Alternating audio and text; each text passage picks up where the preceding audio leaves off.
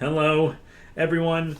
It's your boy Hunt back with another fantastic episode of Tabletop Recap. We also have Big Boy Chungus with us here today.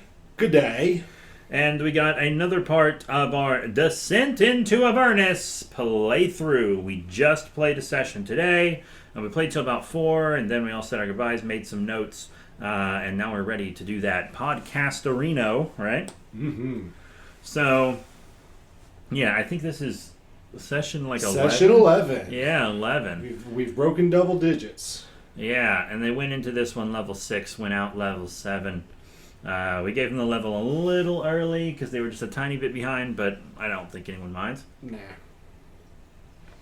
For those that weren't present, they haven't gone up a level yet, but once they join up, they should be good to go.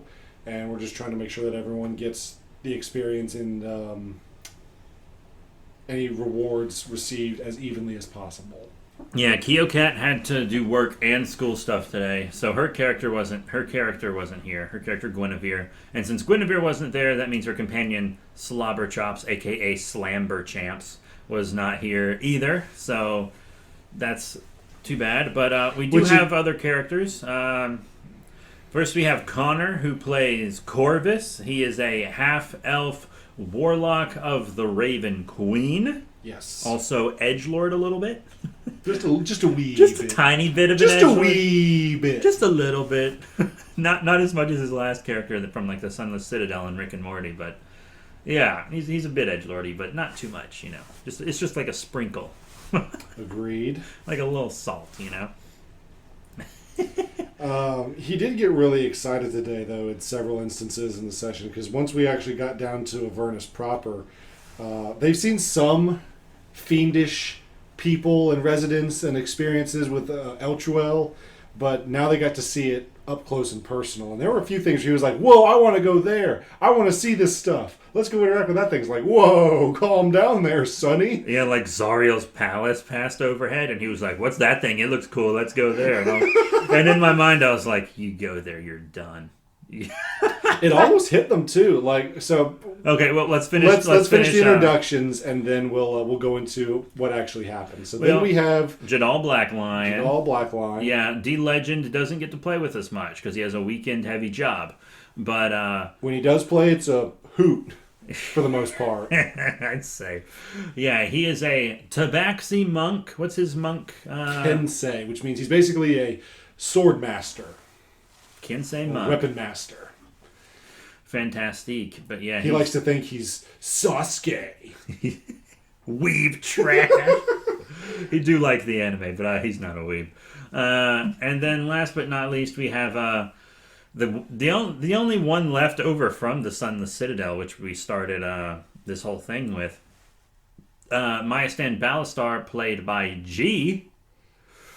And he is a Dragonborn paladin for Bahamut. He is. And he is the leader of the party, very much so. He always takes charge in everything, which is good. Corvus tries to take charge, but only when it suits him, and in which case he tries to pass on leadership roles back to Myastan. Yeah, and I want to lead people, but not really. Myastan, I'll take the charge. You just do what I tell you to do. Connor just wants to shoot stuff. He wants to be the leader in combat, but when it comes to roleplay, which is fine. He does do the most damage in combat, easily. Connor does. So. Until the enemy gets up close into his face. I've been goofing on him recently. Every time he brags about doing the most damage, I'm like, Jadal does 4 times the damage you do. You just haven't realized it because he barely gets to play. He hates it. Oh, he gets so mad. And then our last character is an NPC, Lulu. The Holy Fant. Yeah, she's a little baby angel, literally.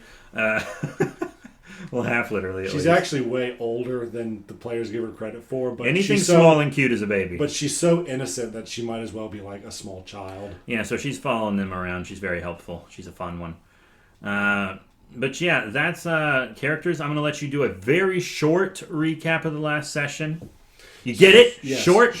Short, sweet, to the point. So basically, the players went to the Grand Cemetery of Elchuel to try and find an artifact called the Helm of Torm's Sight. They were confronted, or I should say they confronted a necromancer by the name of Gideon Lightward, who originally just wanted to interrogate them, but they provoked him and basically said, forget it, take no prisoners, kill them all. Overcame it, proceeded to go down into the bowels of the chapel located at the center of the cemetery, where they discovered older Ravengard being possessed by what sounded like either celestial or demonic influences. They rescued him, removed the Helm of Torm's sight, which was being invaded by both Torm himself and Baphomet, not to be confused with Bahamut. And he told the players that he says, I saw a vision from Torm. I want to tell you all about it, but we have to leave. This is not a safe place to do so. So they make it back to the High Hall, which is the citadel of Eltuel.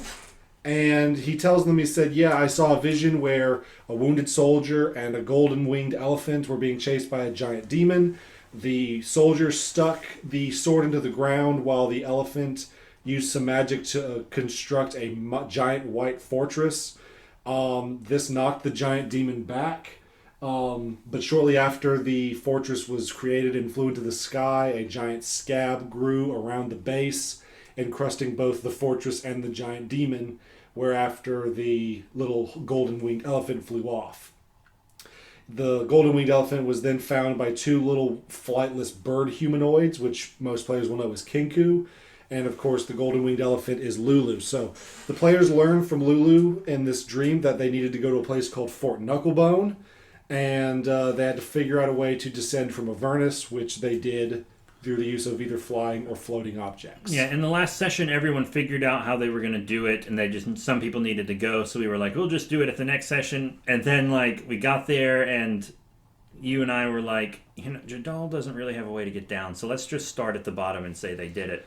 And there was kind of a bit of complaining, because I remember I told you specifically who would complain about not getting to go down. I was ready to bust him. Yeah, okay, if you want to complain about this, go ahead, make 10 dex saving throws, and if you fail 3 of them, your character is instantly dead. He was like, oh, okay, we're at the bottom, though. That's fine. So getting into the story proper, I described to the characters what they saw as they were floating down from Eltuel to Avernus's floor, and they said as you leap off and begin gliding away from the city, you notice that there is this massive valley where a giant river is cutting through the landscape, and you can obviously tell this is the river Styx that people have been talking about. And on the Styx, there are 2 forces of tens, if not hundreds of thousands of soldiers throwing themselves at each other, trying to deal as many casualties as possible.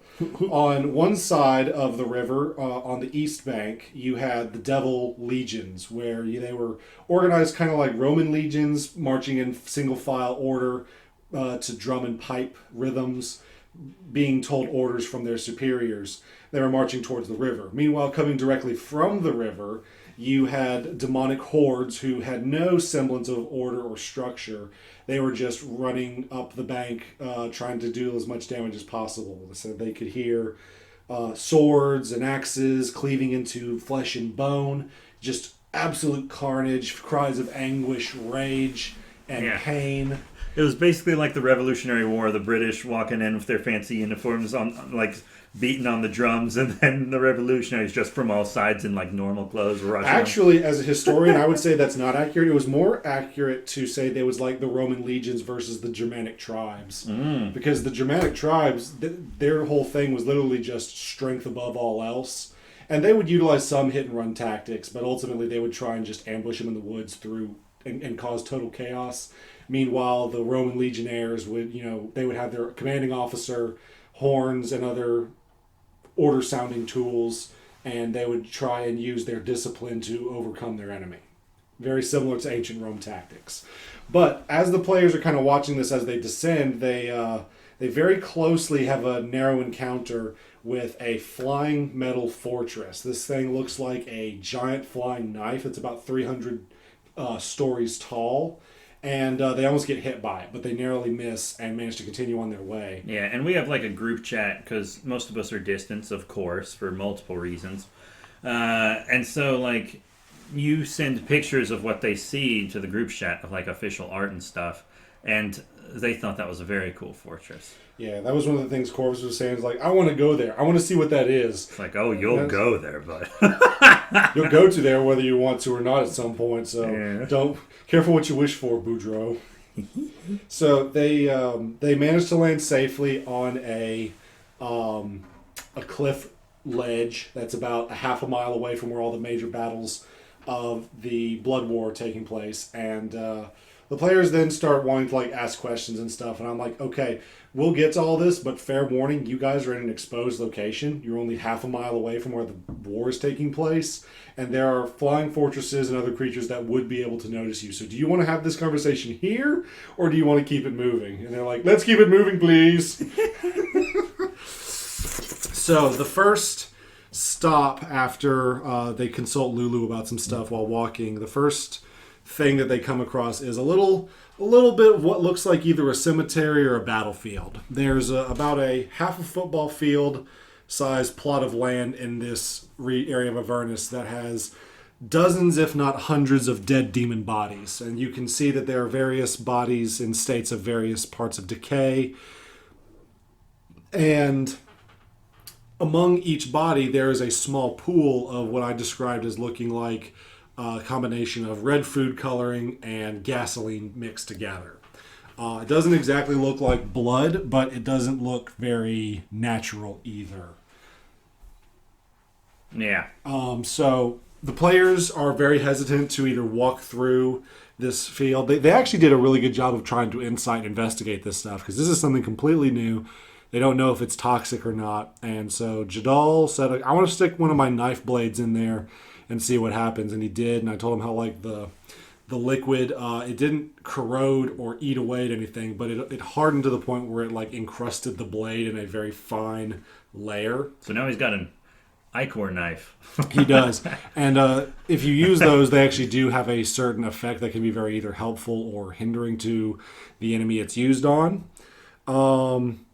Did we talk about the exhaustion? I was checking on work. Oh, yes. I had to reply immediately, so I wasn't super listening. Yes. So eventually what the players find out is they decide to go around the field of what they would later learn was Demon Ichor, a useful resource that can be used later on in multiple ways. That's what I meant to compliment you on, how you played the Kinkus. You were great about getting your points across without just straight up telling them. Oh, thank you. That's what I meant to tell you earlier that I couldn't remember. Thank you. And we'll get to those in just a second. So after the players had the run-in with the Demon Ichor, I had each of them roll a d20. And the way exhaustion works, in Avernus at least, is whenever the players are traveling somewhere on foot, they need to roll a d20, and the challenge rating for whether or not they become exhausted is a base number of 10, and then you add 1 for every hour of distance traveled. So it took them about 6 hours to travel 10 miles,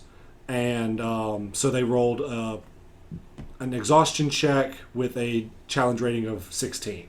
Yeah, and this was their first real. This was actually before the Ichor. And this was their first check of the day, and Jadal got a 19, and everyone else failed, so they took a level of exhaustion. And Corvus was like, oh, no.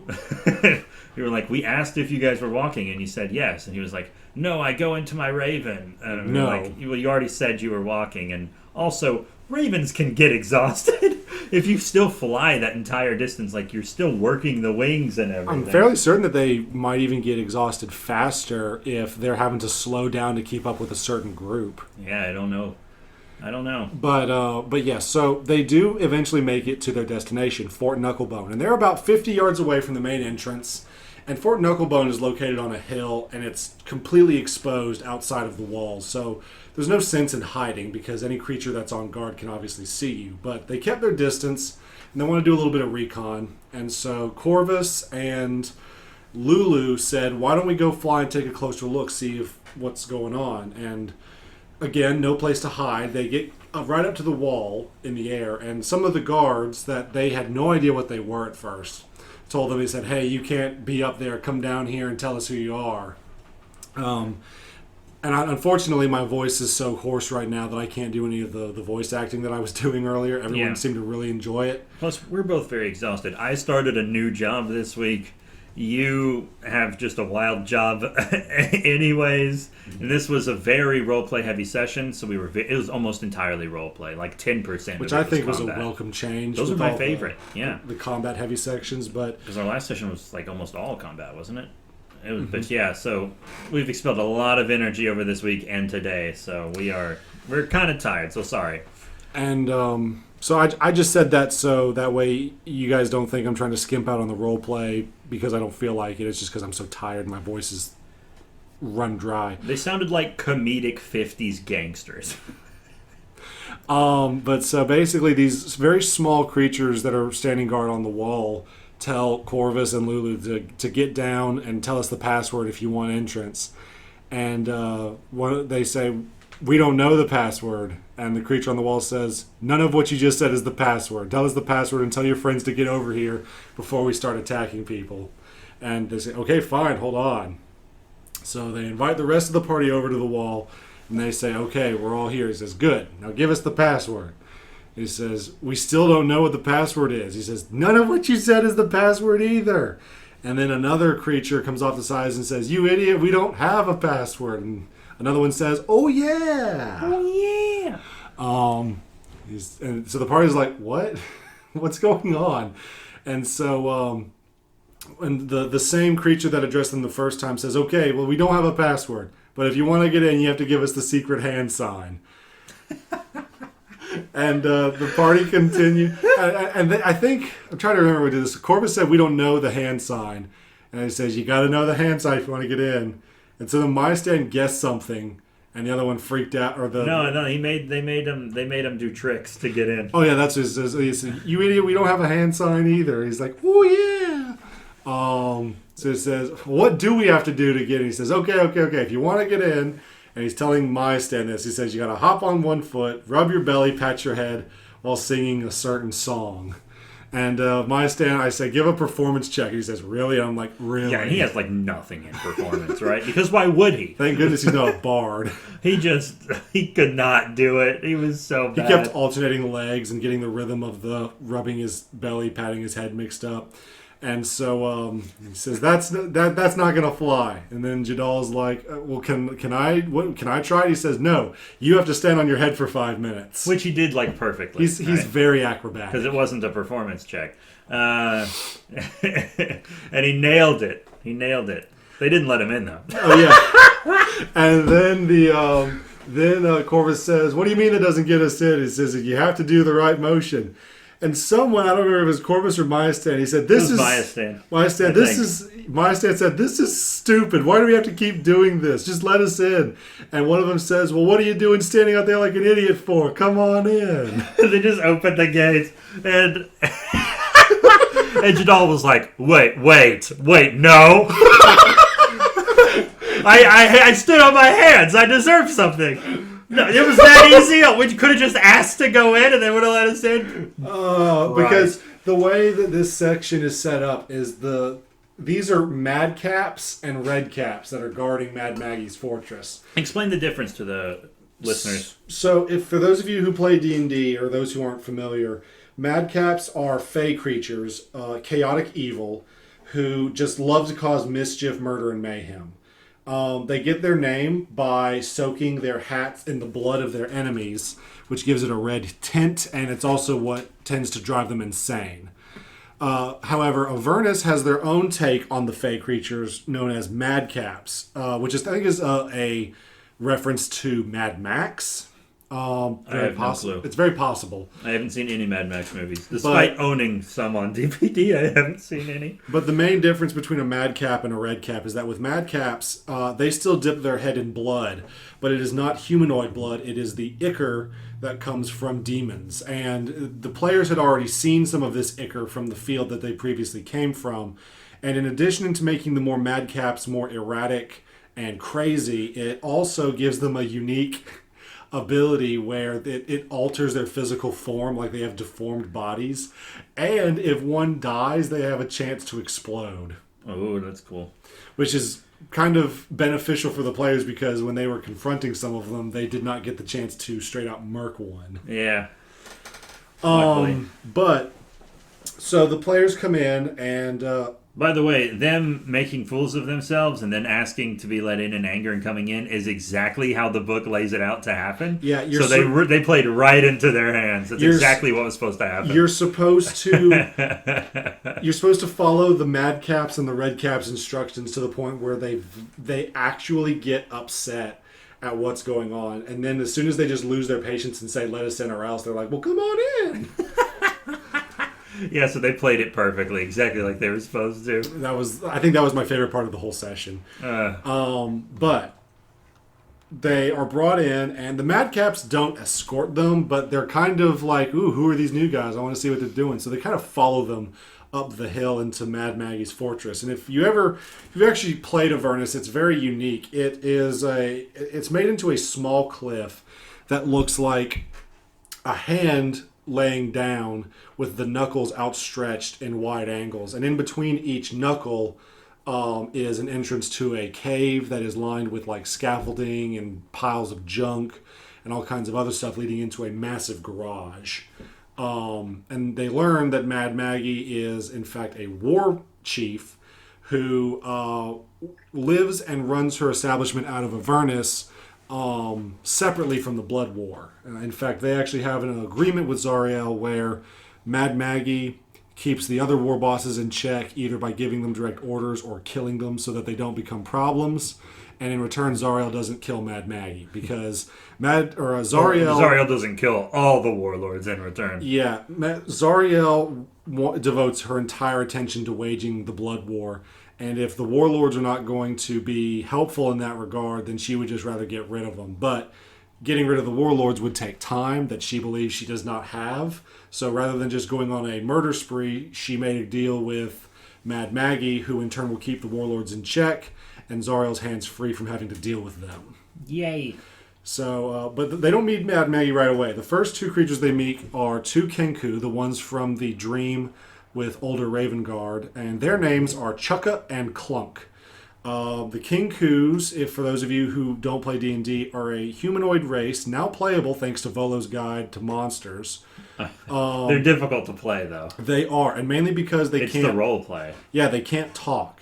They have to use voice dialogue that they pick up from other species and other creatures. And it's got to be like recent dialogue usually. Yeah, usually like anything heard within 24 hours. After that, their memory just kind of kicks it out. You got to do a lot of hand gestures. You played them so well, dude.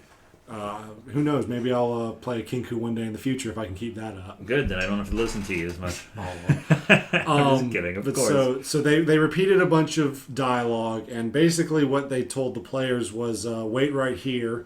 The boss is going to be real happy to see this. Because it wasn't so much the players they were excited to see, it was Lulu. Because Lulu did recall meeting them after hearing older Raven Guard's vision. And she said, yeah, I remember seeing two bird humanoids at a place like Fort Knucklebone. Maybe they know some stuff. So they tell the players, wait right here, we'll go get the boss. She'll be happy to see you. And then out comes this night hag, which usually if you're in D&D, if you're below 8th level, a night hag should make you poop your pants. They are just not fun to deal with, and they are beasts, almost literally. But she is accompanied by this massive flesh golem. Now, if you're familiar with flesh golems, those creatures are already really nasty, but this is an infernal flesh golem named Mickey. So he's not just made of flesh; he's made of demon and devil parts. Yeah, when we did a whole brick unboxing of the Send Into Avernus minis on the YouTube channel, link in the description of the podcast. But you pulled the mini for that, and then you pulled a night hag in Icewind Dale, luckily. So you had like a good. So you had the literal actual Mickey the Flesh Golem mini, and then you had just the regular Night Hag to use as Mad Maggie, because you didn't have her specific NPC mini. But then we kind of just, like, there was no real combat in there, and we just did Theater of the Mind the whole time, and nothing was drawn out, just to make it go faster, because I actually thought we weren't going to get to the point we wanted by the end of this session. And then you didn't get to use the minis you pulled that were perfect for the... That's okay. They will encounter Mad Maggie in the actual wasteland, and when they see her in her, like, own... Infernal War Machines, I'll use the minis then. I honestly didn't mind. I thought the role play and the layout of the land was detailed enough that players were like, okay, I know exactly where I am. Without I wouldn't have been drawing stuff out either, to be honest. It's a very simple layout, but it's very large, Yeah, and I just do not feel like going through all that. When we start my Call of Cthulhu thing, there's going to be no mat. And there's nothing wrong with using minis in Call of Cthulhu. I just, we'll be distanced, so I don't want to set up all the cameras and stuff that we do for this. Especially since I'll probably be doing it from my house, and I have bad enough internet as it is. And so they get introduced to Mad Maggie, the Night Hag, with her flesh golem bodyguard Mickey. And she basically... Hey, Mickey, you're... She basically tells the party that she is so excited to see Lulu again. But Lulu doesn't remember her. She said, have we met? And she's like, oh, yes, you came to me hurt and wounded a long time ago. Back when you first lost or became separated from Zariel. And she's like, you know who Zariel is? And she's like, do I know who Zariel is? And she takes him to this room, right? It's like the room... She's a Zariel fangirl. She's like a weeaboo. She has Zariel posters up everywhere. She has little stone, wood, and metal sculptures of her. She's got little action figures, basically. She even has tapestries that are 10 feet long, depicting the origin story of Zariel, where she fell as an angel, became obsessed with the blood war, and then fell into the service of Asmodeus. Check out my wall scrolls. Only thing I didn't have her have was a body pillow. Zariel body pillow. And the players were like, okay, this is really weird. But she tells her, she says, I'm so excited to have Lulu back because she was a first-hand friend to Zariel, and so I love hearing stories from her. So what brings you to my fort once again? And she's like, well, I can't really remember anything, and we're on a quest to save Elchuel and find the Sword of Zariel. And she says, well, I don't know where those things are, but I have an idea that'll allow us to find out. And she's like, okay, well, what? And she says, Mad Maggie says, I have a ritual that I can perform where we can go inside your mind and check out your old repressed memories. It's like, you might not have access to them with amnesia, but they're still in there. It just will take a little bit of magic. And she says, it'll take some time. It took about 6 hours to get everything ready. But while I'm getting the ritual set up and everything prepared, you guys can chill out here, keep yourself, take a nap. I would highly encourage you guys be useful and just help out my minions. I got a lot of stuff, a lot of projects I got to get done. So yeah, bye.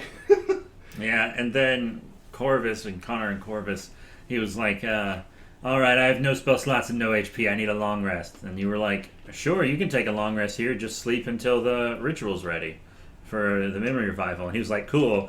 But then he goes to sleep, and you're like, all right, everyone else, you can roleplay now. And he's like, I don't get the roleplay? No, you're asleep. And I did tell him, you can do whatever you want. You can take a rest. You can work on your own projects. You can roleplay with NPCs. You can do whatever you wanted. And he did do one other thing. He attuned to the wand of webs that he got from the last session. Right. And then he slept for 5.5 hours, which I let that count as a long rest. But the whole time that Maestan and Jadal are doing their thing, he's like, am I awake for this? Am I awake for this? No, you decided to sleep. You're asleep, boy.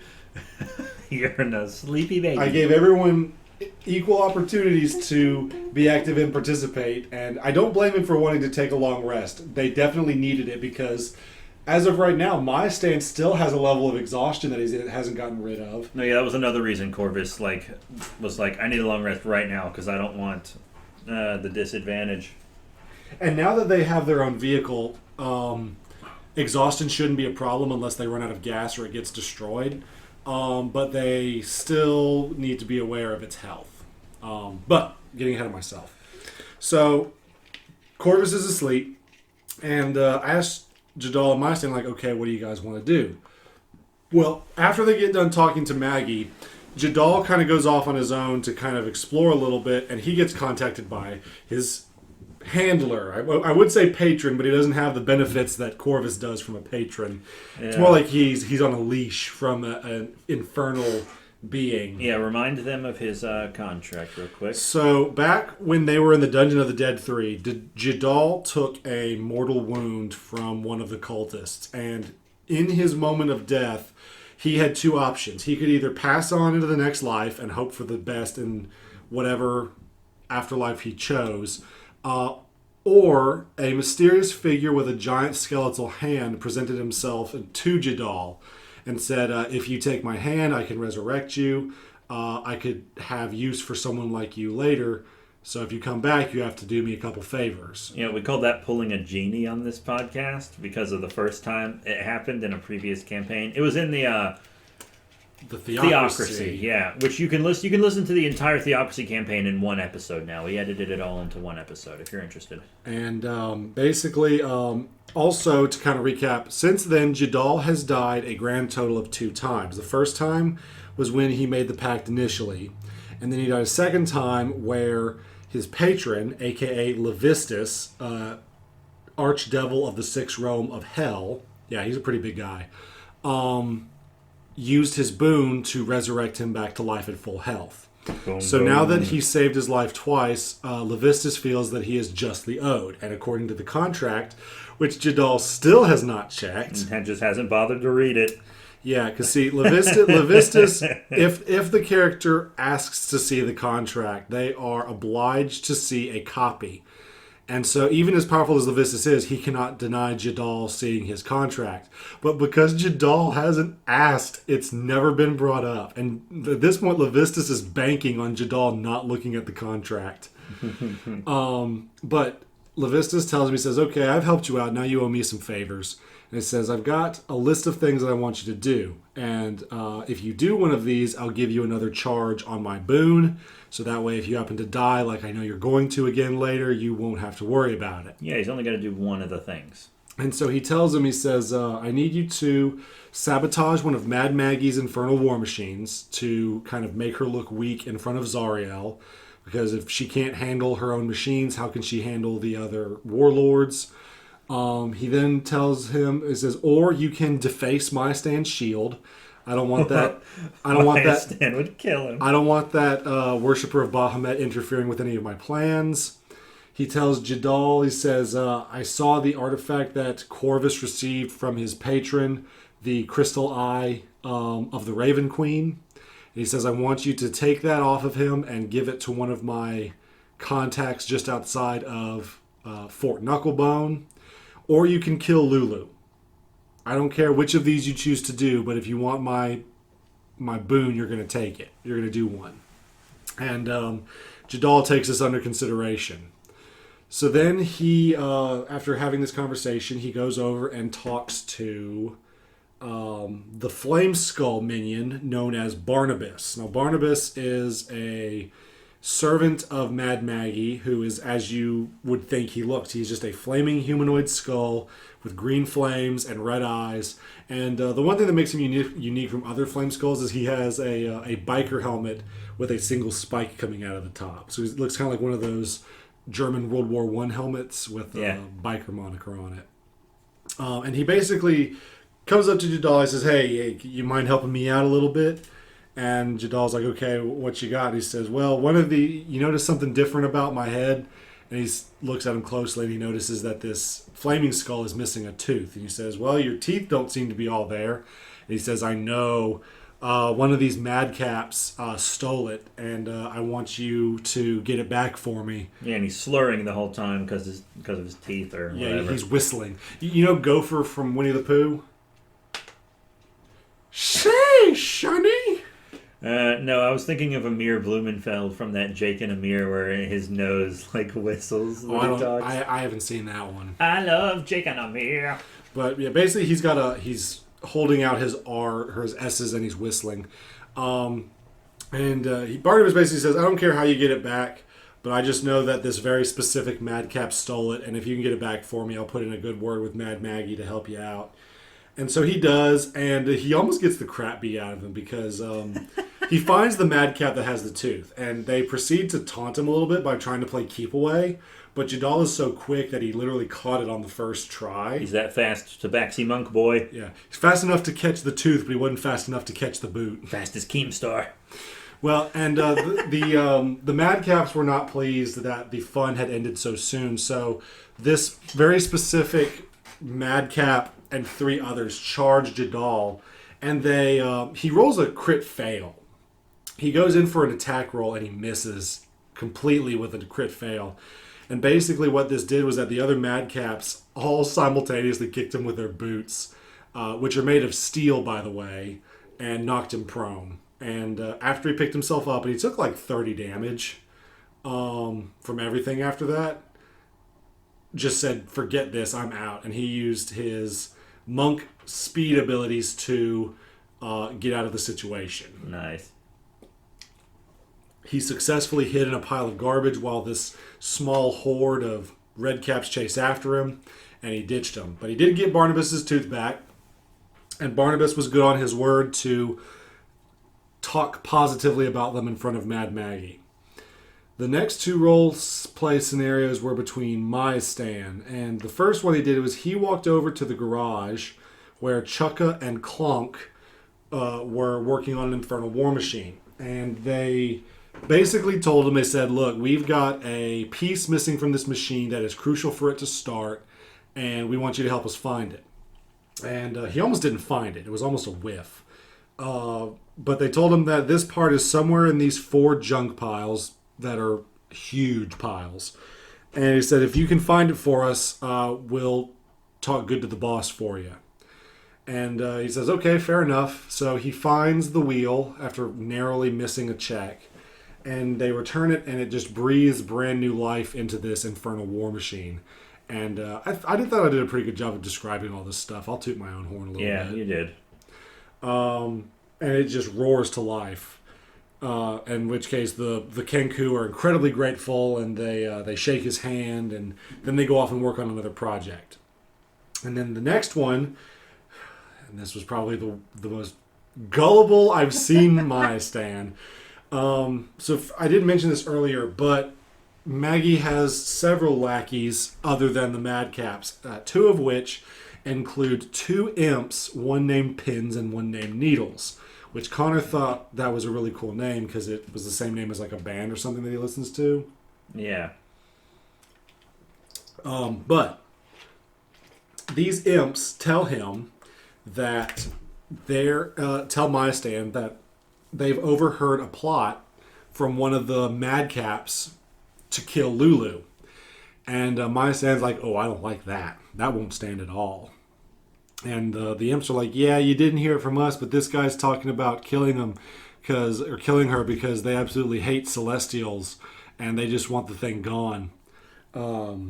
And he said, does Mad Maggie know about this? And they said, probably not. The madcaps tend to keep to themselves unless directly ordered by Mad Maggie to do something. So she's probably unaware of it. And without even questioning this, Stan just takes her word for it and goes and finds this madcap. And he does find it. And he says, hey, are you so-and-so? And he says, yeah, what about it? And he says, I need you to come with me. And he's like, why? He says, I just want to talk to you about some stuff. And the one thing that all these players seem to do really well on is that anytime you confront a madcap, you have a 50% chance of the thing just going into a complete mad rave. And everyone rolled above an 80 when I was rolling for those madcaps. An 80? An 80. I swear to goodness. It didn't roll below an 80 percentile. Wow. But he does pull this madcap over to the side, and he says, hey, I got a quick question. He says, I hear you're trying to kill Lulu. And he says, who's Lulu? He says, you're trying to kill the Holy Fant. He says, what Holy Fant? I've been talking with my friends the whole time. And then he says, what's your stance on Celestials? He says, kind of impartial. Never really met one personally, but... You said, they're fun to kick, I guess. And it was like, this is the part where someone would roll an insight check because he's getting conflicting information. Yeah, you've got imps that are saying this guy wants to kill Lulu. Then this guy is saying he doesn't know who Lulu is, and he genuinely seems to be ignorant to certain bits of information. And instead of rolling an insight check, Stan just goes... I stab him. I stab him!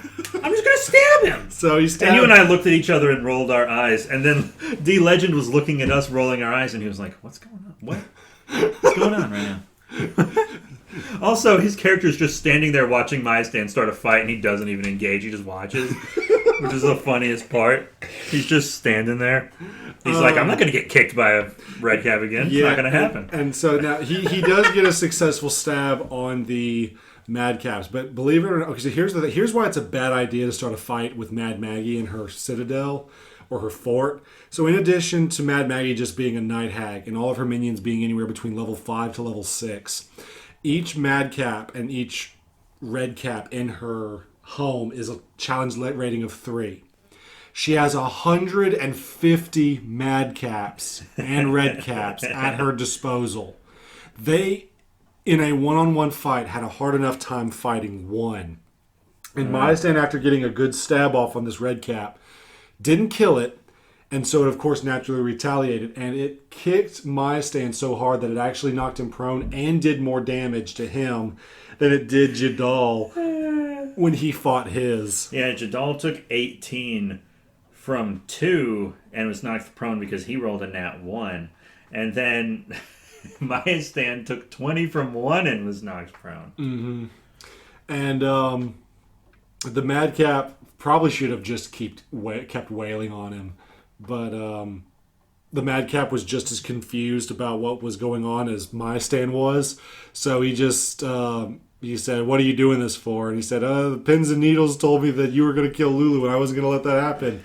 And then he got really upset when you mentioned pins and needles. Because, as it turns out, this particular red cap was not going to kill Lulu, but actually had plans of revenge on pins and needles. Because what had originally happened was pins and needles are imps. And they're not terribly dangerous. They just are evil by nature. And so they pulled a prank on this Madcap. And the Madcap was so mad at being pranked that it swore revenge on them. Yeah, 10% of what goes on in Mad Maggie's place is engineering, and then 90% is just pranks. Yeah. Because she has this unlimited resource of insane fey creatures, and they just are constantly goofing on each other. Got him! They're making TikToks of it? Yeah. And so basically, this Madcap was so mad that Pins and Needles sent someone after him that now he's like, okay, now it's double revenge. This is bullcrap. And he says, I got bigger problems to worry about than you. Excuse me while I go kick some imps. And Mayastand was like, I don't like this. They were kind of wimpy today. Yeah. Just a little bit. And so they decided to take a short nap, get a little bit of their HP back after literally getting their butts kicked. Yeah, just a little short resto. And when they wake up, everyone reconvenes. Corvus wakes up from his long rest. Mayastand and Jadal convene in one of the emptier tunnels leading out from the garage. And as they start this, I say, okay... No. What about the Levistus stuff? Oh, yeah. Well, I'm getting to that. That was before the Lulu stuff? Yeah, this is when everyone woke up. So the first thing that happened was, as everyone's convening, they look out towards the garage entrance from where they're standing, and they can see like 25 red caps chasing 2 imps that are desperately trying to get away. And Corvus, who has been asleep through all this, is like, what the heck is going on? And he was actually doing work for his job while his character was asleep, so he legitimately did not know what was going on, which was fine because it made it impossible to metagame. Yeah. And so everyone gets caught up with what's happened, and Jadal informs Mayastand and Corvus about Levistus's orders. And basically everyone's like, no, you're not touching my stuff. Get away from me. And he was like, I'm not going to touch your stuff. That's why I'm telling you about it. And they're like, I would have just cut the brake line on one of the motorcycles and been done with it. My characters are usually neutral but loyal. So if like Kabuto Dien was told by Levistus to do those things, he would have just cut the brake line on one of the things.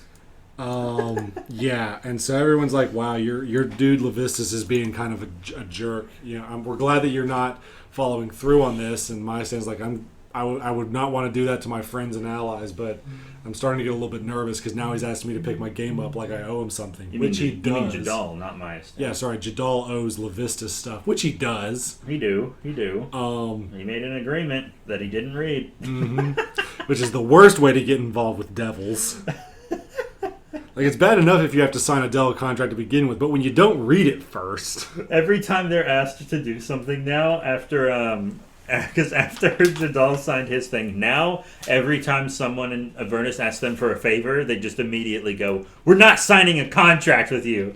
And usually the people are like, "I don't want to sign a contract. I just want to like swap. I just want to do a trade." It's and like they're like, favors for favors. they're like, "No contracts." That was another thing I forgot to mention. That's also where they learned about the demon ichor and the soul coins, because they were asking like Mad Maggie, what's the medium of exchange here in Avernus? Because we've got tons of money. And she said, well, there's only really 4 things that devils and other creatures of Avernus are willing to exchange, and that's silver, gold, soul coins, which are basically, just as they sound, coins that contain the soul of a single humanoid.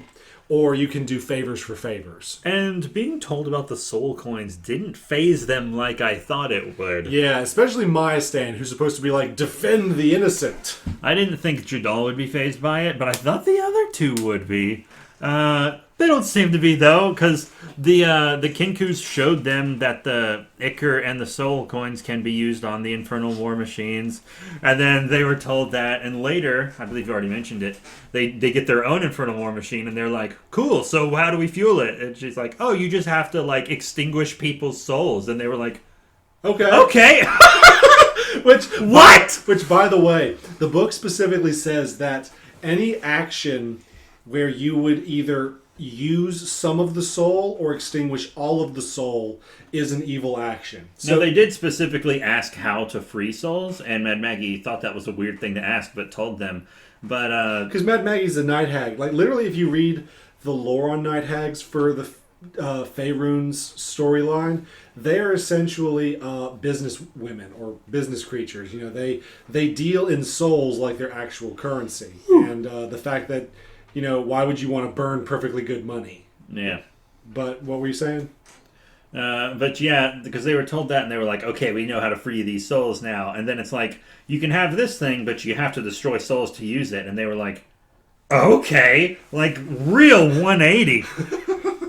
Anyways, yeah, we'll go. Let's talk about what happens with Lulu. So yeah, but then as Jadal is explaining his bit with Levistus and everyone else is getting caught up after their naps and their long rest, I say, while you guys are talking, you all come to the realization that none of you have seen Lulu in a little while. And they we didn't hear a word from them for a few seconds, and they were like, oh no, they took her! They took our Lulu! They were freaking out! Connor was like, I knew it, they betrayed us. Ah, we gotta get him, we gotta spy on him and get him. And then telepathically they just hear, guys, I'm up here. And they look up and Lulu's like sitting up on the catwalk and she's chomping on some stuff. And they were like, Lulu, where have you been? And she was like, oh, just all this demonic stuff makes me nervous, so I just been chilling out up here. Mad Maggie gave me some snacks. Mad Maggie straight up found a place for her to be away from like her madcaps and other minions, and even gave her like some food. And Maya Stan was like, I thought the food was horrible down here. And she says, oh, it is, but I'm hungry. I'm a hungry baby. But yeah, it was so funny because they were like kind of begrudgingly trusting Mad Maggie. Then they realized Lulu wasn't around, and they were ready to burn the place down. They were like, she tricked us. She stole Lulu. She wants us dead. She wants to take over the real world. They thought she was the worst person in the world. And then she put a plague onto our houses? Really? No, but are we just going to wait around for her to do so? She beat my cat to death. Yeah, that happened. but then oh my god. But then they realized that Mad Maggie actually did something good for Lulu, but they don't let up. They're still like, she's trying to trick us. Like they didn't want to admit they were wrong or something. So they were like, we have to spy on her and make sure she's on the up and up. So like Corvus goes into his raven like he can and he spies on her and they see her talking and she's and she's basically talking to the Flame Skull, like saying that she's gonna do the exact same thing she told them they were gonna do. Probably the most concerning bit about that whole exchange while Corvus was spying was that Barnabas said, he says, are you sure all this stuff is on the up and up? It's been a long time since you've done this ritual, and I don't think you've ever done it on a holy fan. And she says, yeah, it'll be fine. As long as, I got all my calculations right, we'll be good to go. Which she's not saying, we're going to betray these people. She's not saying we're going to stab you in the back. She's saying that I'm a little unsure about some of the ritual components, but I'm still going to uphold my end of the bargain. Yeah, which is like, a good thing. And they were like, guys, she's going to betray us. This is the nicest freaking night hag you will ever meet, not just in Avernus, but anywhere in the multiverse. Yeah, and they were like, Corvus was like, I just heard her saying that she was going to help us. How dare she? We got to get out of here, Lulu. We're warriors, Lulu. If you don't want to do this, we're warriors, and we will bust you out of here. Like she's imprisoned or something. She's not. She's hanging out in the scaffolding. And then I was like, dude, I was sitting there like, if they leave and they don't get the information they need to continue this campaign, I don't know what we're gonna do. Oh, I already had a plan situated, but they weren't gonna like it. So right now, one thing that I should mention is that the players have 2 leads that they can go on as far as Lulu's memories go. They have Mad Maggie, which is the one that the quest encourages them to go along.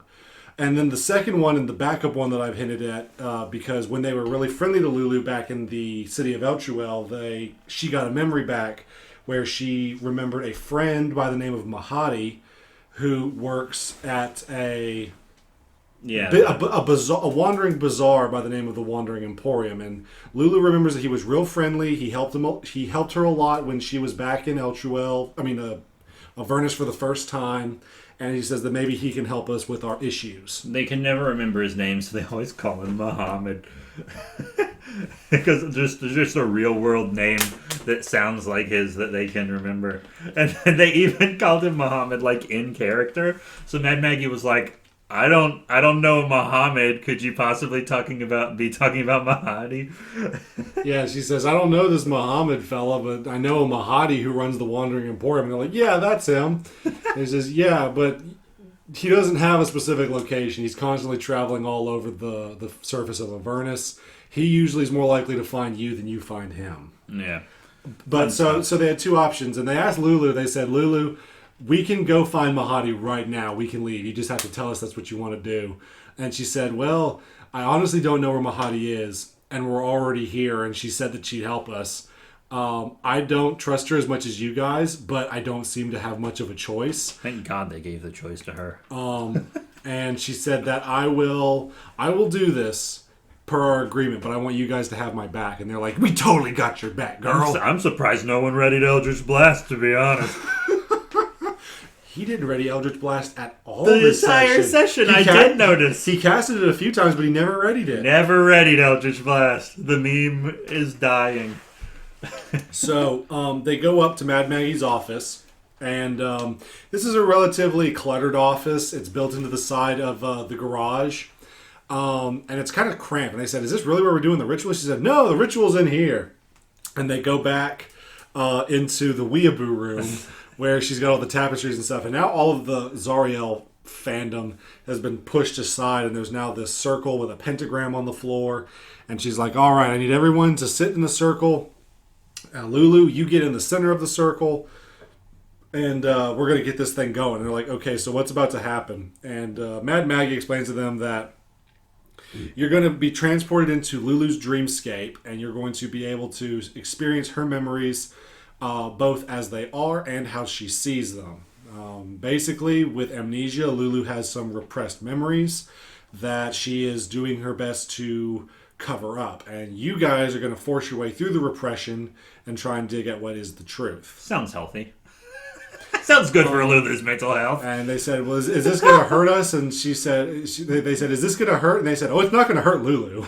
And they were like, excuse me? And they said, okay, so when you get in there, your physical bodies will not be in any danger, but your mental states will be. And she said that when you take damage from anything in the dreamscape, your mental cells will take some damage. Now, if you happen to die in the dream world, you will not die in the real world. All of your magic will return, all of your thoughts and memories, and you'll be unharmed. But you will be ejected from the dreamscape, and you won't be able to return unless we start the ritual all over again. When you poop in your dreams, you poop for real. And they're like, okay, that sounds way better. I thought we were all going to die or something. They were like, oh, that's fine. That's like zero risk almost. And so they go through with it, and it starts off in a very happy-go-lucky meadow. Lulu is frolicking with what looks to be a beautiful, unblemished angel, and it's like, oh, happy-go-lucky. Sunday, Monday, happy days. It goes from Sunday, Monday, happy days to spooky, scary skeletons. On a dime. And Mad Maggie's like, no, this won't do. She's only seeing what she wants to see. We have to get to the real meat of the situation. And then it fades to black. And it's just this desolate, horrible battlefield of a wasteland. The angel that Lulu was frolicking with, along with Lulu herself, are knocked unconscious on this wasteland floor. And the party notices that there's a bunch of warriors that are charging towards a portal that, as soon as everyone gets through, closes behind them, which is supposed to allude to previous information. Yeah. And then they are Which they don't remember, of course. No, of course they don't. It's Zariel's army just abandoning her. And so at that point, they're attacked by 6 barbed devils. And they've got to learn to start communicating better with the devils, because the devils would have saved them so much time had they actually accepted their surrender. And basically what happens... Yeah, they fight the devils, and they don't do a bad job fighting the devils. No, I mean, they're spine devils. They're meant to be relatively easy at this level. They're getting used to devils. They've fought spine devils before. They get it. They know what's up. And so they kill... There's a grand total of 6 devils, and they kill 4 of them. And then the other 2 devils are like, wait, we surrender. If you spare our lives, we'll help you out. And everyone looks at each other, and they just go, nah. And so Corvus is like, I Eldritch Blast both of them in the back of the head. Why the back of the head? He always wants to do it in the back of the head because he thinks it's cool. So and it's a little cool, I'll admit. Yeah, they each had 2 HP, so you didn't even make him roll to hit. You were like, whatever, they're dead. So as the devils are defeated, the floor of the wasteland that they're currently standing in turns into black goo, and Lulu, in her dream form, wakes up, escapes the goo, and manages to fly into the air. Meanwhile, the angel is lying unconscious and gets consumed by the black tar that is oozing from the floor. And before the players can do anything, they themselves are also grappled by the goo. Now, this is not an ooze. This is just evil blackness of someone's mental machinations.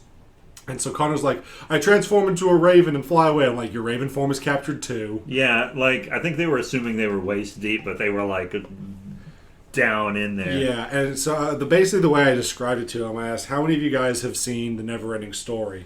And most of them had. And I said, okay, remember when the horse and the boy are in the swamp and the horse is sinking into the muck? And they have to try and fight the sadness, and they're like, "Oh yeah, that's exactly what's happening to you, except it's in the Matrix." I was thinking more of the House of Frankenstein, where he takes Boris Karloff into the quicksand. Which, of course, no one knows what I'm talking about. Whatever. I wish I knew what you were talking about. It's a fun film. But so Jadal gets out right away with his high acrobatics. And one of the 2 rolls above 10 he had today. Multiple crit fails, lots of 3s and 2s. And the way we gave him so much crap. We were like, learn to roll dice. What are you doing? There was one point where you and I were both shouting at him, what are you doing? Stop! As if he could help it.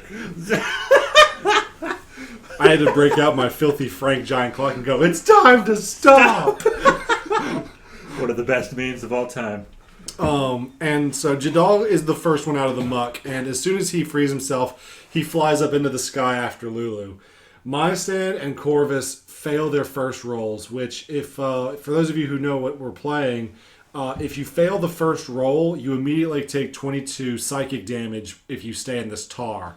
And so basically you're either going to free yourself or you're going to just be knocked out of the dream state. Yeah, it seemed like D. Legend could make saving throws, but then if he had to roll for anything other than a saving throw, he did a bad job. It was only saving throws he rolled well on today. Yeah, and so they both take the damage, but then they eventually succeed, and they follow Jadal and Lulu into the sky. And as they fly up forward and forward, higher and higher, the goo eventually turns into just ethereal blackness, and it follows them up until they are just in a void, devoid of all light.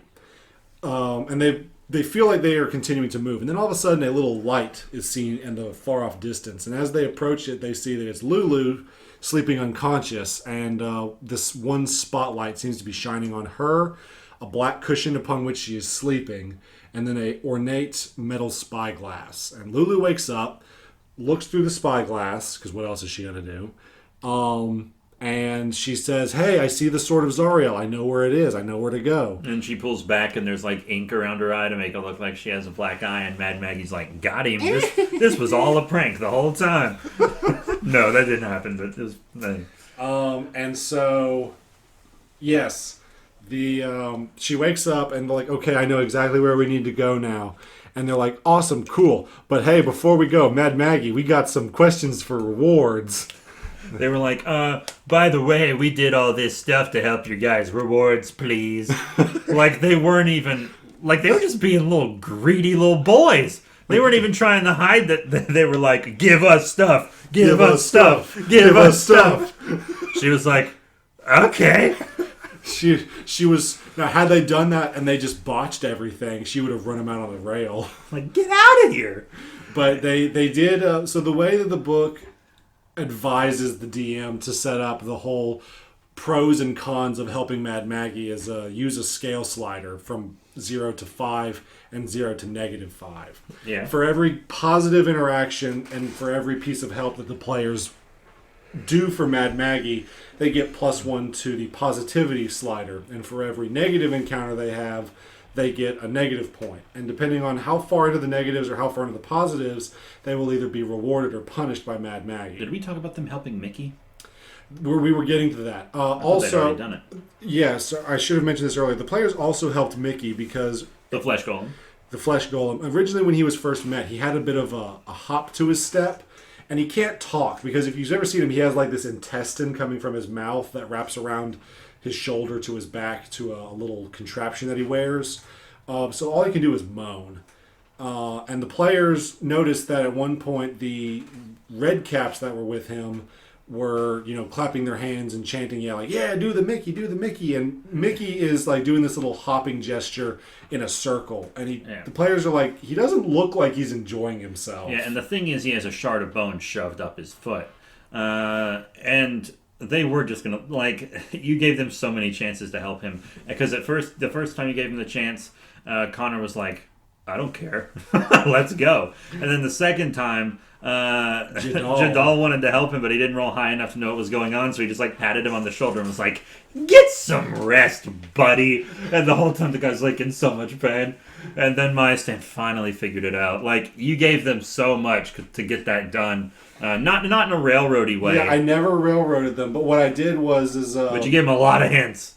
Because it's not something they have to do to move the plot along. No, I merely role-played Mickey. Like, Mickey is like, "Please help me, I'm in pain, but I must scream but have no mouth." He went to scream, but he could not. But anyway, so they wound up getting 3... There was one point where you called the thing in his mouth an umbilical cord, and I just went, "Mother's milk." And D Legend was like, No, I didn't want to hear that. But yeah, so they got 3 positivity points for Mad Maggie, and they luckily did not get any negatives. So Mad Maggie was so pleased with their work that she gifted them. And this was like the pièce de résistance of the whole session. Like, this is what everyone got excited for. And you'd been hiding it from them because you bought the Infernal War Machine Mini. Because, one, we're playing the adventure it's from, and 2, it's actually very cheap for one of those premium minis, even though it's bigger than most of them. And the reason it's so cheap, I think, is because the price went down, because this is really the only adventure you can use it in. Yeah. Like, if you get the premium mini for lots of other stuff, you can use it other places if you want. But, like, this one, and also the Hill Giant Queen that you got, like, those can only be used in one campaign, which is why they ended up being so much cheaper than the others. You got them for like $30 each, didn't you? Yeah. Like, that's good. Mm-hmm. And so they basically, what Mad Maggie does is she gifted them essentially a dune buggy war machine that has a single harpoon launcher and 4 seating space for the players to utilize. It was fully gassed up, which meant that it had a full soul coin worth 72 hours worth of transportation time or engine run time. And she even gave him a little bit of information about some of the other warlords in the area. She said, be on the lookout for these guys. They're not nearly as friendly as I am, and they can do some damage. That's some damage. That's a lot of damage. That's a lot of damage. I'll get to that. We actually did have a section like that before we ended the session.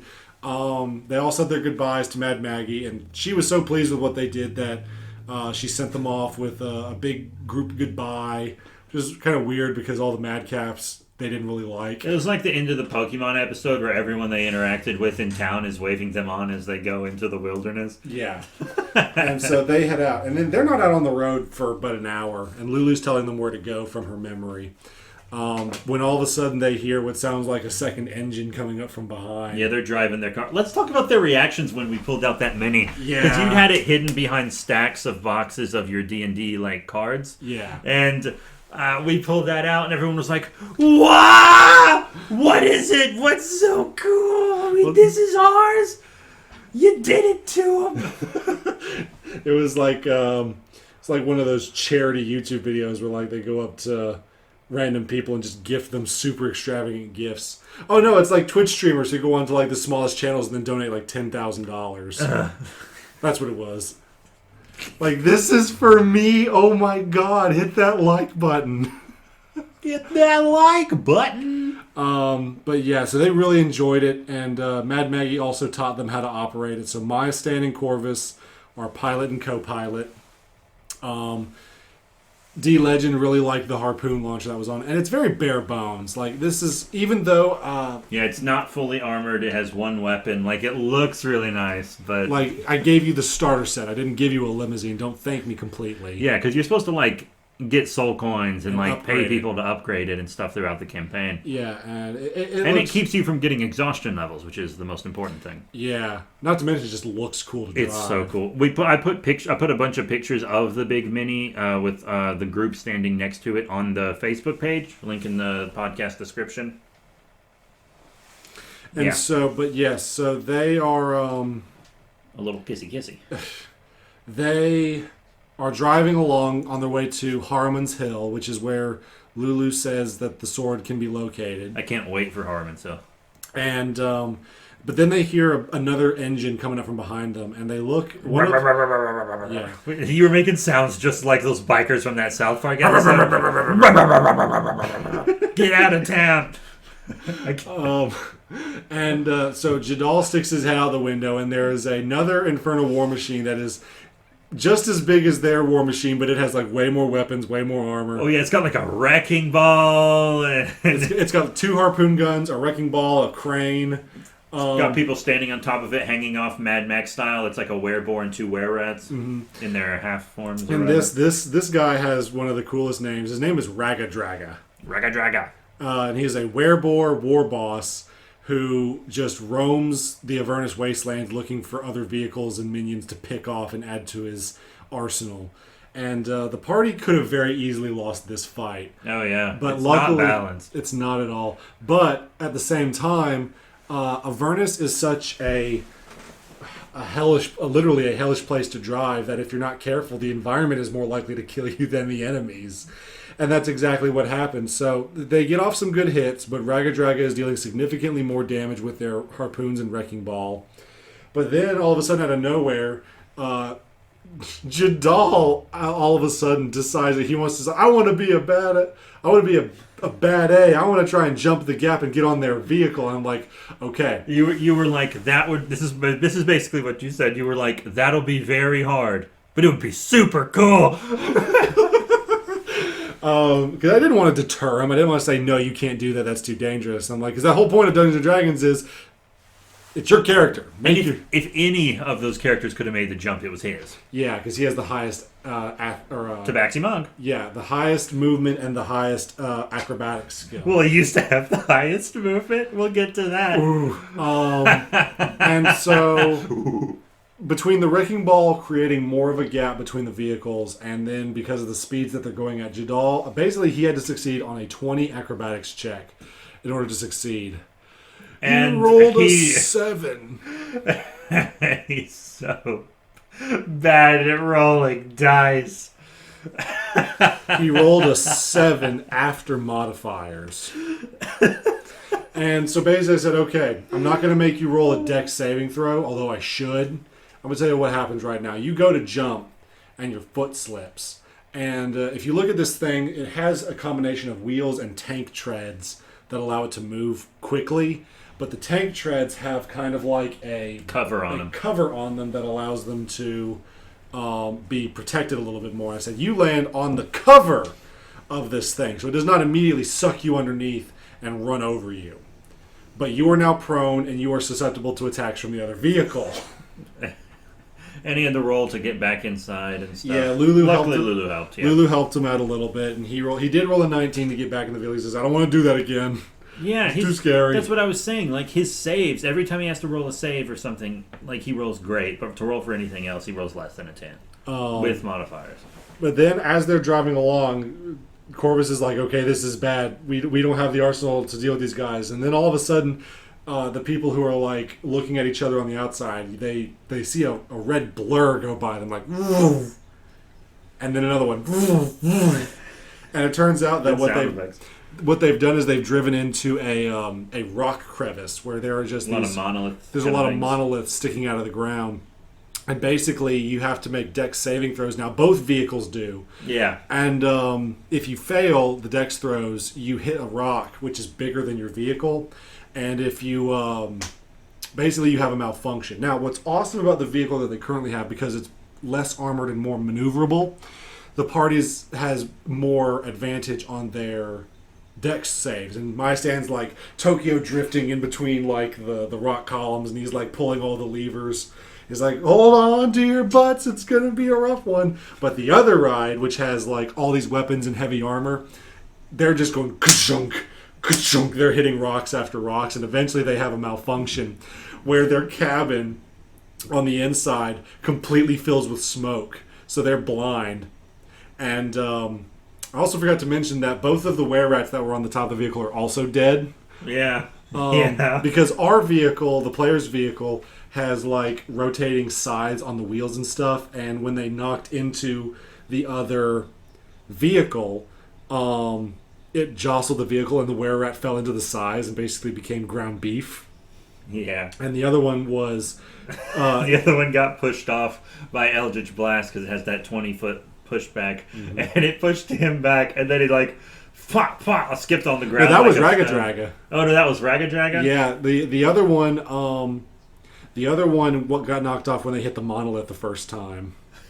And then basically, so they're like, okay, Ragadraga's ship or a vehicle has lost control. He's trying to like get it controlled, but he's like constantly taunting them with his hammer, and he's like, Ragadraga's gonna get you. Sooner or later, Ragadraga's gonna get you. And Corvus like pops his head out from the passenger seat, and he says, I Eldritch Blast him twice. Boom. And he has 40, basically does 40 points of knockback, and Ragadraga goes off the vehicle before smacking directly into a monolith. Yeah, he skipped like a stone on the ground and then just whoosh. And then they were like, let's go back and loot the splatter. Which they did do, and it was actually, they got some good stuff. Yeah, Stan was the one who wanted to go back and said, hey Corvus, drive this thing while I look at this loot. And they got 3 soul coins, so they're like set on gas, unless they just want to trade those for other things.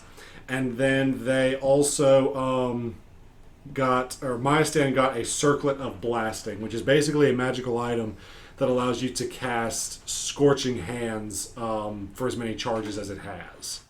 So, pretty cool. Yeah. And then that is pretty much where our session ended off as the whole group. But the one thing that we ended off with was when Myastan and Corvus left, Jadal was still hanging around a little bit because I had a few things I wanted to run through with his patron. And I said, listen, Levistus is not happy. You disregarded his orders to do what he told you to do back at Mad Maggie's place. And revealed his plans to everybody. So he said, so now I have to punish you. And he's this is like an ice devil. Yeah. So he's got like an ice themed kind of thing coming up. And so basically he said, I'm going to punish you, and I will give you some more instructions in the future to do later. And if you don't do those, I'm going to punish you again. And this is going to go on until you finally learn your place.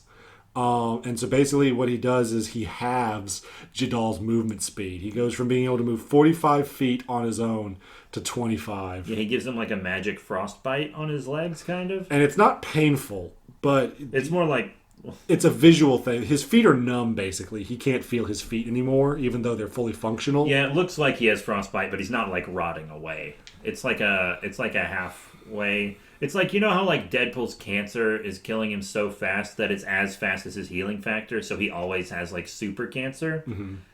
It's kind of like that. Like Levistus isn't letting it progress past one specific point of frostbite almost. Yeah, but he's also the one who's causing the frostbite to begin with. Exact. And so basically Jadal now has the base movement speed of a dwarf at level 1. Yeah, he went from the highest movement speed to like the lowest. And now he's going to have to deal with those. And he can either give in to Levistus's demands and be rewarded per the agreement of the contract, or he can see what happens if he continues to give Levistus the middle finger. Give Levistus the business. The business. So that is where we ended off today. The party is now on their way back to Harmon Hill, and that is where we'll pick up next session. We're looking at possibly having an encounter with the Wandering Emporium and seeing what happens at Harmon Hill. Yeah, I'm excited for Harmon Hill. I want to see what they do with all those people. I think it'll be fun. Today was like so fun. It was so much to do in so little time, and it was so exciting. I thought we weren't gonna get past that Werebore Mad Max fight, but we did, which is exactly where we wanted to get.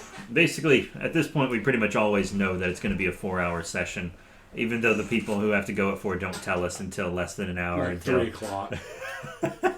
Today at 4:05, they were like, we gotta go. At 3:05, they were like, we gotta go at 4, and we were like, and this time I actually called them out on it. I was like, wow, thanks for telling us less than an hour beforehand instead of at the start of the session or yesterday so we could time it. And they were like, okay, we get it. All right, we'll tell you. No, luckily we just assumed they had to go at 4 today, and then of course Steam said they were playing video games, but whatever. Oh Lord! It's fine though, you know. It's not like D&D is their job or anything. No harm, no foul. Yeah, it's just funny is all. It's mostly funny. I love ragging them about it. Any chance to roast, you know. Any chance to roast their beef, I'm down with. But I'm excited. I almost can't wait 2 weeks for the next session. It's gonna be fun. It's gonna be gooch. It's gonna be very Gucci gang. I can't wait till Icewind Dale, which seems like the next one we're going to do, because then I get to be a player again. I'm looking forward to having up to 5 players to participate. That'll be a new experience for me as a DM. Because right now we're just we consistently have 3 people any given day. And we almost 4 never, if we're lucky. Right now we have 4 players, you as main DM and me as assistant DM. I don't do that much. I basically just help you brainstorm the homebrew stuff. And then I help you like clean the mat and draw stuff, and I help D-Legend a lot because he barely gets to play because his job always has him working on the weekends. So like he'll go often a month or 2 without playing, and he has to be re-educated, which is not his fault. It's fine. See, I'm mostly doing that type of stuff while you're actually running the game just to make it easier on you is basically what I'm doing. But it'll be nice to play again. It'll be nice to play because I haven't played in over half a year. Because the whole reason I was doing the assistant DM thing was because I had burnout because I was playing in 2 groups, which is why I was like, okay, Clarence Spellshell's just going to stay here because I have burnout. He's going to stay in Broker Beast between the goblins and the kobolds in the Sunless Citadel. We should roll to see if I was successful at that. We will. And then the other group stopped playing after a while, after we were decently into Avernus, and you'd already told me like everything that's supposed to happen through the entire thing. Yeah. And I was like, well, now I don't have burnout anymore because I haven't played in half a year. So 6 months. Yeah. Maybe one day. I do want to start that Call of Cthulhu group, but I would just be the GM for that. The Keeper of Arcane Lore. But, yeah, that's pretty much it for today. Next podcast will probably be another Descent into Avernus episode. I know we haven't been doing episodes that aren't just our D&D stories, and I am sorry about that. We'll get back to gaming reviews and stuff. We're At some just, point. the thing is, we're actually really trying to get through Descendant to Avernus. We've actually kind of sped through some stuff in Descendant to Avernus, intentionally made it shorter and easier and skipped a couple encounters just to try to get through it faster so that I can get playing again. And also because we play it every 2 weeks and not every week. Like, a lot of D&D groups play once a week, but we are every 2 weeks because we're all just busy bees. You know what? I'm gonna let this pass because even though I told Corvus it was a long rest, it wasn't like a standard long rest. Yeah. But the next time he does it, I forgot to have him do his wisdom check. Because remember, when you're in Avernus and you take a long rest, you have to do a wisdom check to see if your alignment changes. Oh, I yeah. forgot to do that. He only slept for like 6 hours, and I forgot, and he never knew, so I'll give it a pass. But the next time, most of the long rest wasn't sleeping because he spent like 2 hours Wanda tuning and then 6 hours sleeping. So it was kind of a weird long rest. We almost shouldn't even have done it, but who cares? well, Jadil and Biashead haven't long rested yet, and so whenever they take a long rest, they will have to deal with that. And that's going to be unique to see how G's character, the lawful good paladin, works when he all of a sudden fails a check and becomes evil. Oh, man. Imagine him worshipping Tiamat, dude. The player is going to hate that. That is one thing that I'm going to do. Whenever they encounter like a Tiamat follower, I roleplay all the Tiamat people. So anyone in Archon the Cruel's gang, Tiamat herself, our Abishai homebrewed dude, etc. But yeah, that is it for today. We're actually going to do some character leveling up right now. And then I'm probably going to bed early. I'm probably going to grab some dinner and then I'm going to go to sleep because I have work first thing in the morning and I'm exhausted after today. I also have work first thing in the morning. I got work like at the same time you do. And that was the work email I got while we were recording that I had to answer. Because if I didn't answer it fast enough, someone else would have got the job. I'm kind of freelancing right now. But thank you all very much for your support. Remember to rate, comment, subscribe. Check out all the cool links in the description below. Facebook, Twitter, YouTube, and lots of great stuff. Next time will probably be another episode of Descend into Avernus, so be sure to subscribe to the podcast and stay tuned. But that is it. Thank you all once again, and I'll see you all next time.